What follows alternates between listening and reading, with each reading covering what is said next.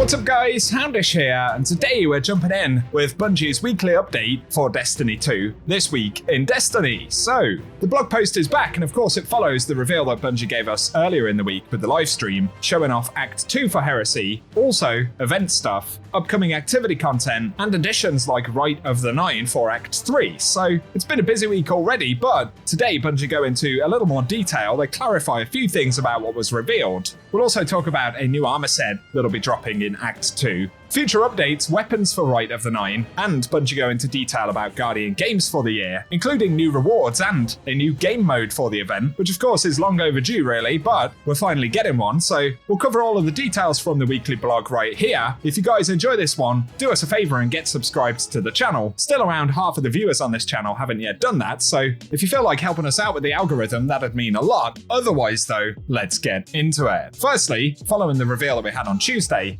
DMG teased, did anyone notice a certain armor set being worn by a certain hunter in the live stream yesterday? And ultimately it's a tease to the Stasis armor sets that we can see on screen right here. I know some folks are pretty excited for these, and I guess the wait is nearly over, as this indicates they will drop in Act 2. As always, this is an Eververse set, so the initial purchase option will be silver, and it's silver only for the season, so more than likely we'll be able to start getting this stuff for Bright Dust in an upcoming episode or season.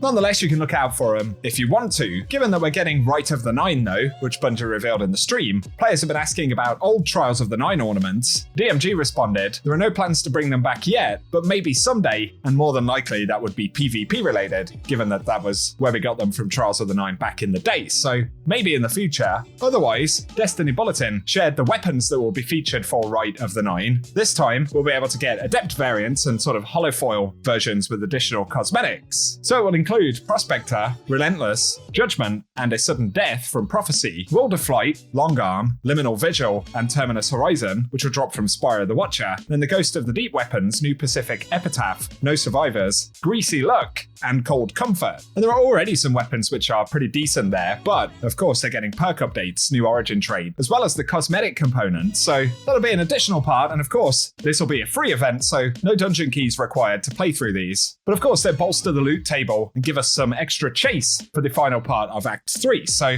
looking forward to that, and share any thoughts you have below.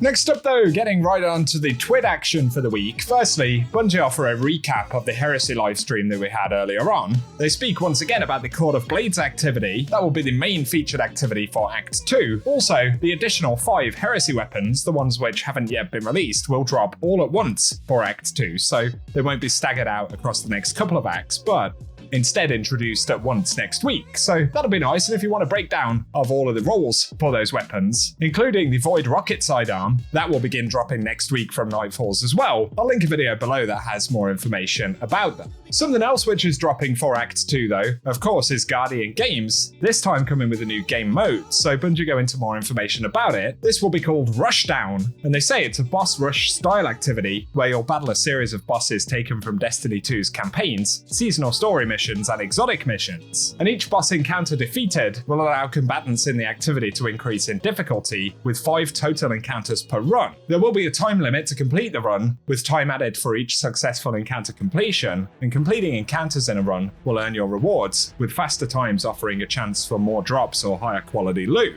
And we can see an image right there of one of the bosses in this activity. But Bungie say there'll be 3 ways to play Rushdown. You can start with a warm-up mode, which will be the entry point for the activity, and then Standard and Expert ramp up the difficulty, offering more powerful combatants with modifiers and adding revive tokens to the mix. Each mode will offer options for standard matchmaking, class-based matchmaking, and private fire teams. And as you work through Rushdown, your performance will help determine the quality of rewards. So we'll be judged on 2 criteria: bosses defeated and the total score. We can increase the total score by completing encounters quickly and earning bonus points for the extra time remaining. Plus, limiting the use of revive tokens will also increase your score, as you get a bonus for unused tokens. So that's interesting, and right there we once again see the armor for Guardian Games this time around. They say completing at least 3 encounters in any mode will guarantee a Guardian Games weapon drop for that run, with 5 score thresholds: bronze, silver, gold, platinum, and diamond, and reaching higher thresholds in standard or expert modes. will improve your chance for additional perks on Guardian Games weapon drops for that run.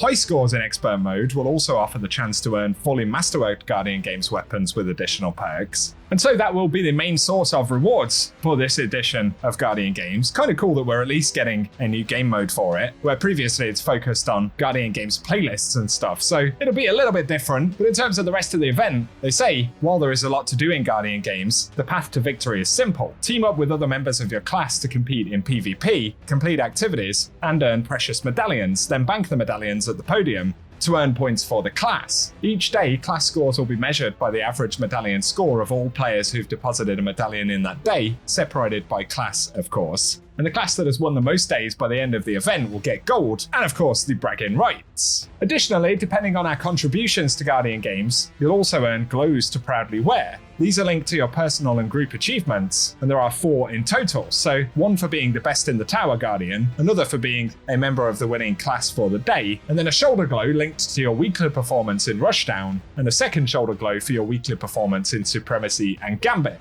I never anticipated the day where individual shoulder glows would be a cosmetic chase for Destiny. It's cool though. Finally though, a bronze and silver or gold glow will be available with the shape of a laurel crown, depending on your class place in the Friday coronation ceremony. So that's basically how it's going to be working. In terms of rewards, there is the new trace rifle. That's another weapon I spoke about rolls on in a separate video. But this will be another arc trace rifle for the episode. Of course, we'll also be getting trace rifle bonuses in the artifact next week when this drops. So it'll be interesting to play around with them. Additionally, a better look at the Guardian Games armor is available here as well. So let us know, will you be jumping into Guardian Games next week? I'll probably put a bit of time into the playlist, mainly to pick up the new trace rifle, try and get some decent rolls. It's a funny one because there'll be a lot of other things going on. Act 2 content, the new activities and modes, the story coming back, and all of the Heresy weapons, as well as Barrow Dyad upgrades. So it's going to be the busiest launch day of a subsequent act for an episode that I think we've had, which in itself is a positive. So give us your thoughts about it below. On to some other tuning that will come with the patch update though for Act 2. Bungie speak about the Redrix's S-Stock reward and focusing. So in Act 2, they've corrected an issue that could prevent players from receiving the Redrix's S-Stock competitive pulse rifle after completing the placement series. And for those who've already completed placements but didn't receive the fixed roll of S-Stock, you'll be able to pick up a copy from Lord Shaxx in the Tower. In addition to fixes for placement series rewards, we'll also be fixing an issue where players were unable to focus previous competitive rewards from Shaxx after playing 3 competitive matches each week. So those are positive, but of course, there's also some tune-in for Redrix's S-Stock in particular. So Bungie announced this previously, but they reiterate they'll be tuning the Sword Logic damage perk against players in PvP. So the base damage bonus for kills against players goes from 20% to 15%, and the increased damage bonus for kills against players in Super goes from 35% to 50%. On top of that, they'll be adding the perk to more weapons in the future, and that's why they want it to be in line with other damage perk options. For perks in Crucible, they say they generally cap damage effects that trigger off a single weapon kill with no additional action required at 15%. So other examples are Master of Arms and Golden Tricorn. On top of that though, they'll be walking back some of the buff that lightweight pulse rifles received in update 8153. So from next week, body shot damage against players is reduced from 20.4 to 19.7. Crit damage against players goes from 31.8 to 31.5. And they say this is still a damage increase over their values before the Heresy update, but it does shift some of the forgiveness and optimal time to kill thresholds downward. So those are the weapon tuning changes they outline. Otherwise, they speak about solo versus fireteam loss forgiveness. And there'll be a new mechanic for Trials of Osiris and competitive playlists. And so starting in Act 2, they will allow duos to match trios right off the bat in both Trials and Comp. This will continue to allow duos to play with the 3v3 playlist without making it feel like an advantage that they can avoid trios. We haven't enabled this in the past, and for the solo player that gets brought into the match to fill out the duo's team, it always feels like a bad experience to see a trio on the other side. We also understand that filling out duo's games with solo players often makes it feel like a lottery to see who gets the better team. So to help with the friction,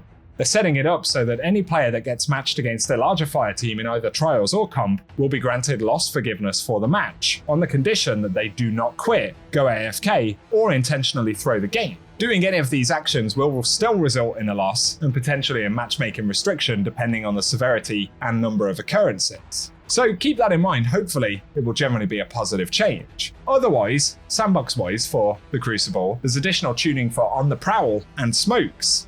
So for the smoke debuff, it no longer reduces player movement speed or jump height. It also no longer reduces player weapon handling and no longer suppresses player movement abilities. So slowly but surely, it's changing quite a bit. Then for On the Prowl, they say hunted players no longer have pink glows in first-person perspective, and they've reduced the glow intensity on hunted players in third person. Share your thoughts about those. Hopefully, they'll be less obnoxious moving forward in general. And that's it for the Act 2 stuff. The final thing from the TWID here, Bungie show off a new Wormgod Caress ornament coming in Frontiers. So, of course, there are 2 expansions that'll form part of Frontiers. Apollo, or codename Apollo, is the first one. Hopefully, we'll get an announcement or some info about it soon. But there we go, new ornament that'll be dropping for Wormgods at some point in 2025, I guess, according to the timeline. For today though, guys, that's what we have to speak about. So if you've enjoyed this video, a rating really does help us out down below. Once again, give us any thoughts on what Bungie have spoken about, the Act 2 content, Guardian games, the tune-in changes and all that good stuff. Also get subscribed if you want to see more Destiny content. But otherwise, thanks for watching, and I hope you guys have an awesome day.